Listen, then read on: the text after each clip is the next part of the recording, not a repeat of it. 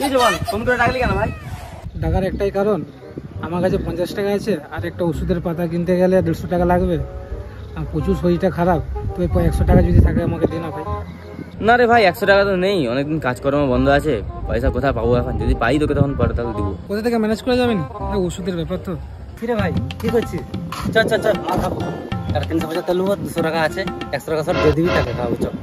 ঠিকই বলছিস, ওয়েদারটা খুব সুন্দর আছে ভাই। চল চল চল মালটা খাই।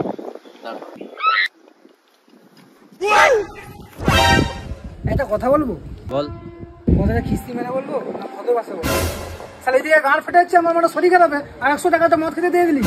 ভাই মদের জন্য তো 300 টাকা টাকাটা হয়ে গেল, কিন্তু মানে চারটা খাবো, 50 টাকা লাগবে, কোথা থেকে পাবো? 50 টাকা। কি রে বোকা তোরা, তোর কাছে শরীর খারাপ জীবনা? আজকে মদ খাবো, কালকে ওষুধ খেয়ে নেবো, সেটাই তো ব্যাপার।